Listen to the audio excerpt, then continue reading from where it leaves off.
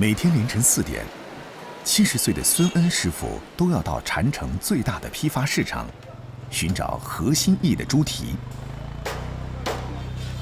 今天他最小的徒弟于秀丽，第一次跟他一起选购食材。有200、300斤，呢隻有成300斤。300斤。呢啲咁大隻我哋唔啱啊，師傅，即係太長啊。太長。我哋就要啲85、86嘅豬腳。85、86最啱。最啱我哋。係啊。小魚已經學會孫師傅的全部手藝，選豬蹄卻是第一次。基本咧啲批豬就靚啦，表皮咧就冇乜花痕，又滑更加好嘅，因為炒胭脂咁啊啲。孫師傅對豬蹄的要求很高，能入他法眼的並不多。凌晨5點半，終於把豬蹄都搬上車。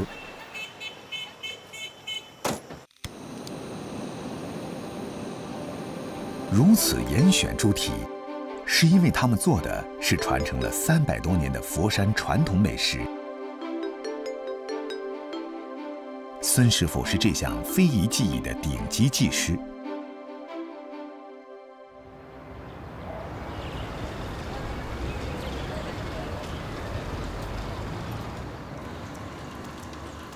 小魚最近要帶着這道名菜參加美食推廣展覽，孫師傅特地給他開小灶補習。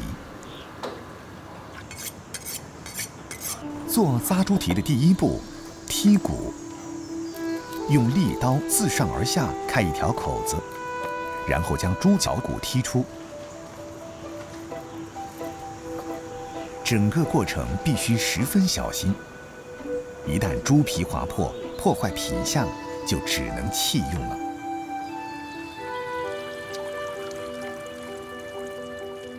最難剔的位置是豬腳尖，皮薄脂肪少，角度和力度稍有偏離，就會前功盡棄。慢慢拉刀啊！如果你出嚟咁撳就唔得，出嚟咁撳咧又好容易將刀跣嘅，一跣咁啊就爛啦。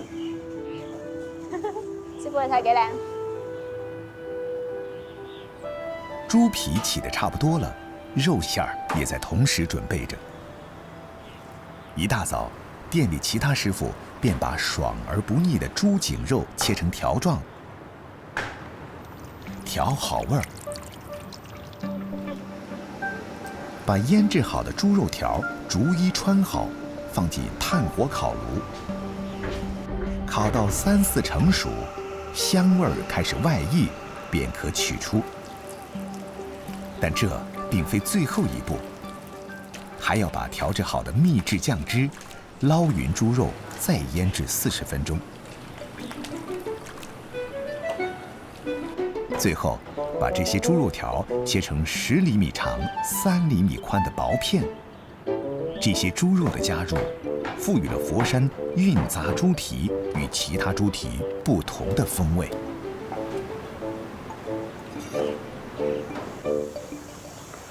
孫師傅，啲肉燒好啦喎。好。好，多謝明哥。開檔嚟。以前咧一層瘦啊，一層肥嘅，家咧就2層瘦啊，1層肥。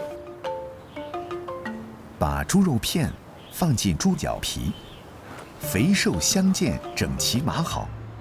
每個邊角用肉碎塞滿，直到豬蹄恢復飽滿的外形。隻手指夾住，唔夾住佢一邊邊上係唔齊整。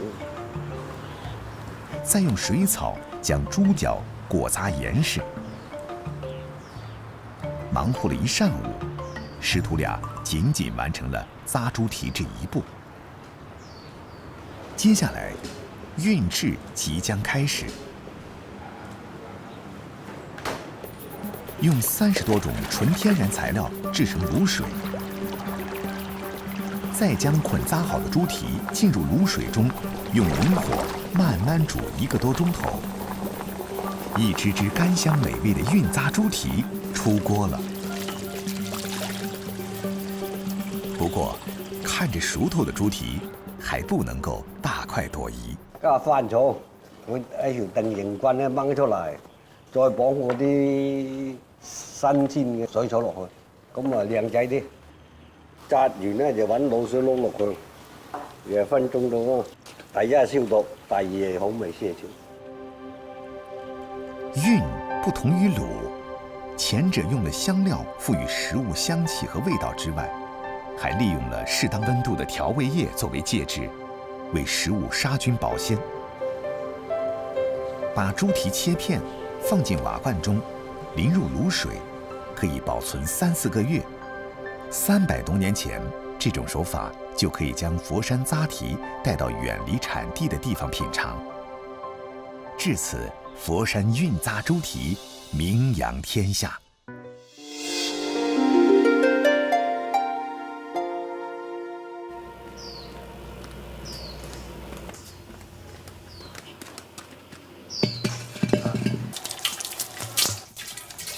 朱巧芬正在清洗的这个坛子，是为了制作臭屁醋而准备的。坛子不能封釉，要留毛孔，是为了更好的发酵。8年前，朱巧芬跟一位长辈学了制作臭屁醋的祖传手艺，从此便没有停下。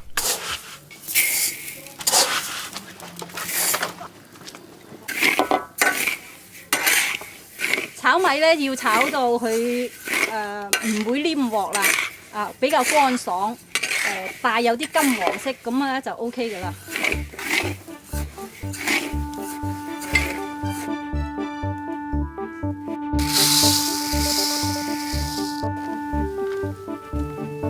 炒米和生米的比例，粘米和糯米的比例，决定了每家臭屁醋发酵後不同的口味。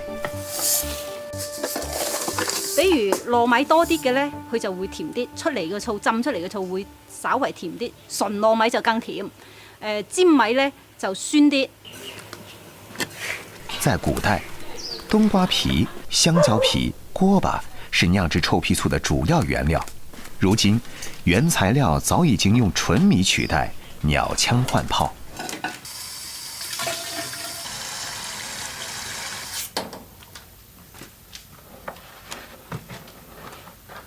而家咁樣搞起佢咧，就係等佢啲尖米同啲糯米咧就可以完全吸收晒啲水分，然後咧兩種米咧之間咧又比較均勻。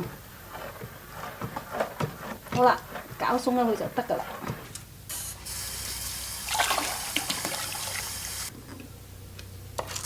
醋坛封蓋，把水加滿，隔絕空氣，放置在陽光照射到的地方，然後就把一切交給時間了。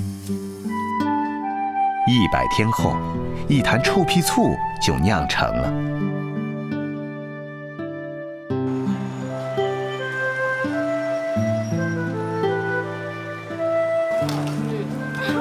吃臭屁醋在珠三角地區已經有2000多年的歷史了。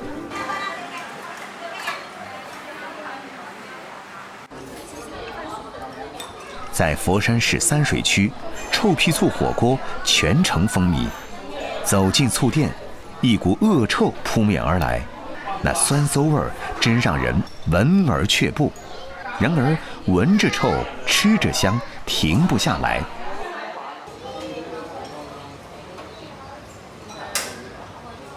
8年前，朱巧芬开了这家醋店。店面虽小，可生意却很火爆。原因就在他亲手炮制的臭屁醋上。朱巧芬的醋保持了传统的滋味，酸甜适中，臭味浓郁，深得街坊们的欢喜。以臭屁醋为底，下姜片、黄豆、番薯、猪脚、排骨、粉肠、盒盖。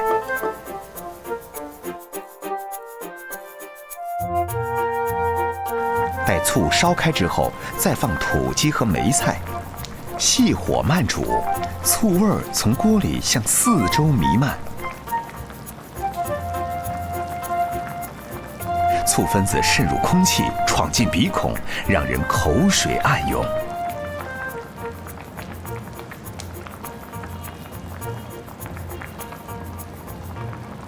广东不产小麦，但并不影响老广嗜好面食。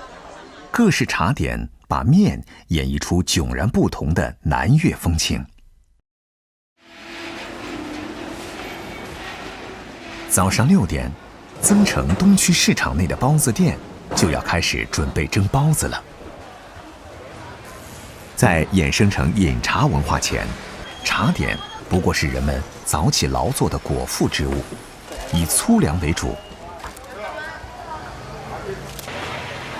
叉烧包、鸡球包出身并不金贵，老广们把它们称为大包，既可当主食扛饿，又有点心消闲的滋味，至今是早餐中的主角儿。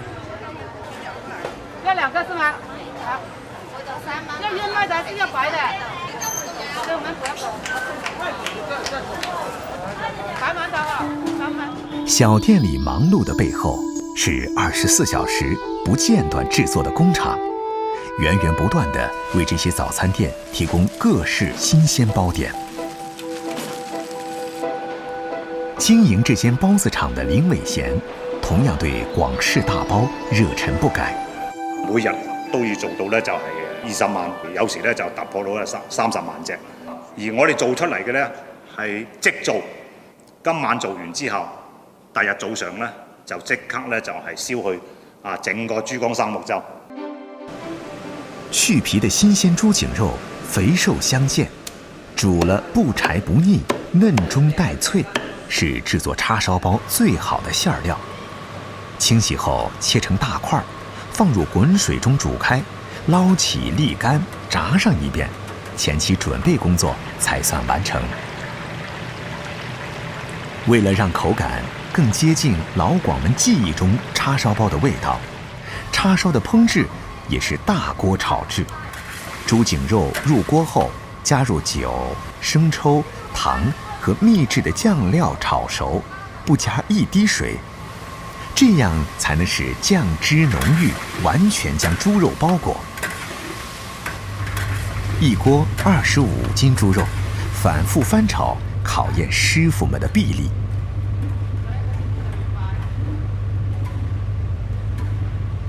一塊叉燒的美味與否，從豬肉的選擇、醬料的秘製到火候的把控，每個細節都十分的重要。咁嗰啲市民一試啦，哇！隻包個皮咁鬆軟嘅，再食到啲餡咧，哇！呢種咧就傳統嘅口味喎。做好的叉燒色澤暗紅，肥瘦適中，用機器打成均勻的肉碎，便可以用來製作包點了。10年間，機械化慢慢替代了傳統手工，而這裡的叉燒包依然堅持手工製作。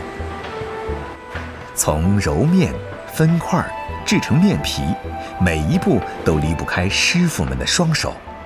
人工係經過咧就反反覆覆用啲係陰力去完成佢嗰個工藝流程。你搣開隻包，手工做出嚟，佢係好細膩。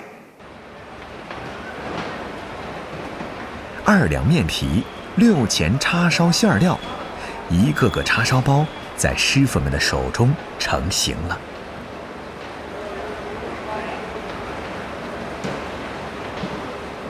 80個師傅，每天要完成10萬個包子的製作。做好的包子經過發酵就可以入蒸籠了。為了保證叉燒包開花，溫度和時間的把控十分重要。經過高溫蒸製，包子裡的面筋、氣孔、紋路達到最佳的效果，可以膨脹到12公分，比起茶樓裡的叉燒包至少要大2到3倍。出鍋的包子外皮雪白，包面含笑而不露餡兒。輕輕掰開，微微上芡的叉燒餡兒，軟嫩飽滿，油潤而不膩。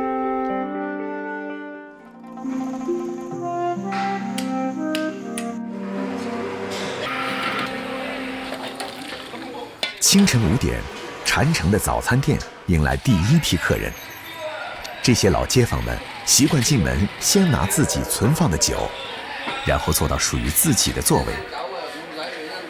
喝早酒配生滚粥是佛山地区最常见的早餐。老人们倒上一杯米酒，和3、5知己聊天，是一天惬意的开始。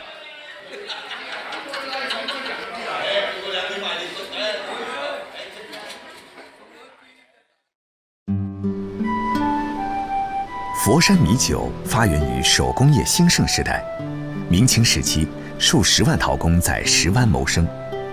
制陶业工作环境闷热潮湿，而米酒活血祛湿，颇受工人追捧，酿酒行业随之兴旺。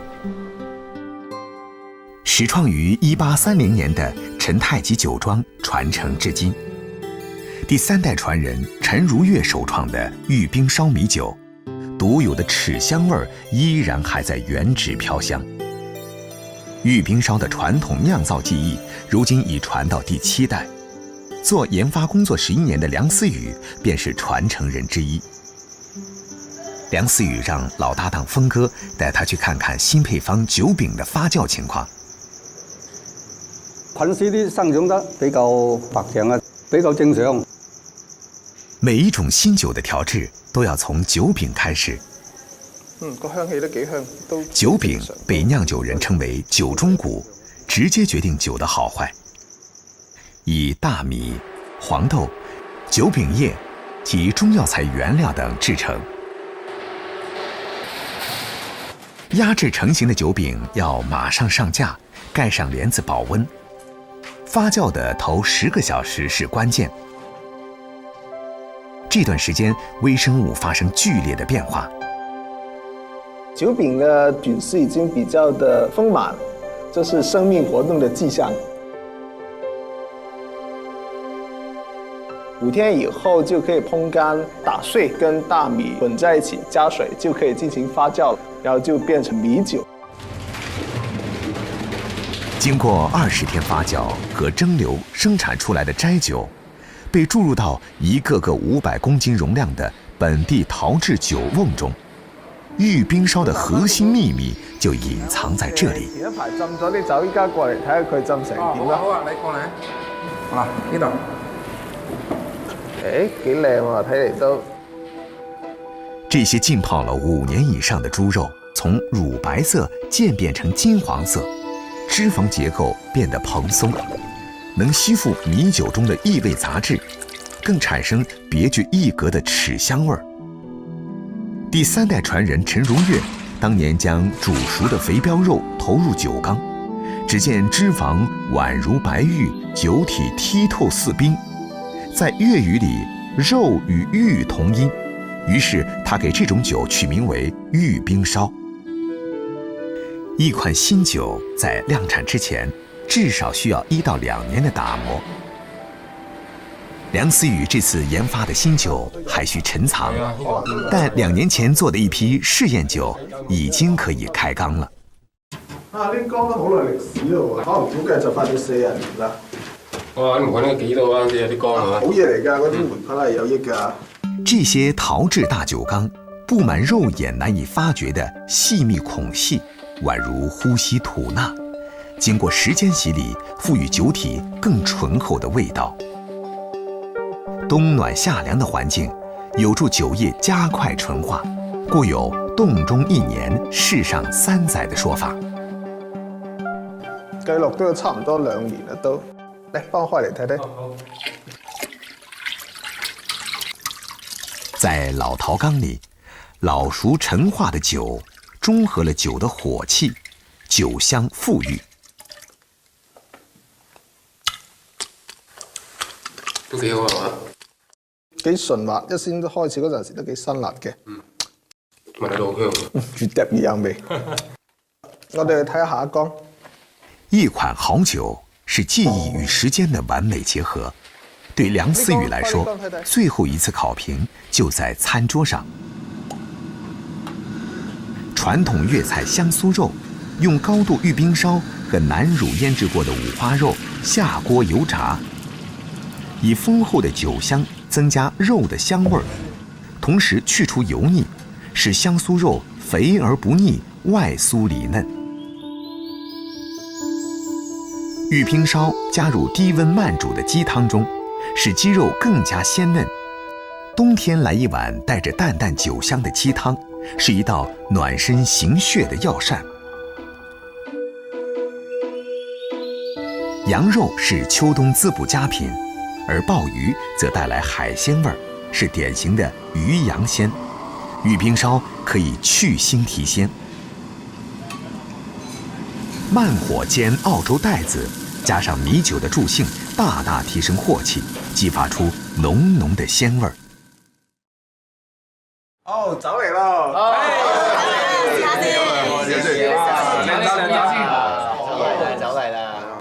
好。每當推出新酒，梁思雨和同事都會請消費者代表嘗鮮。得唔得？俾多啲意見啊！口幾金純。多謝多謝。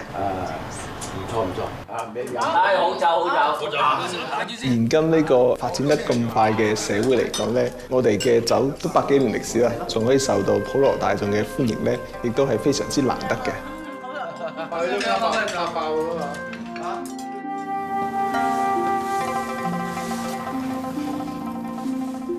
歷經100年風霜，在梁思雨等一代代傳承人的精心守護下，創新中的玉冰燒也不曾失去本真。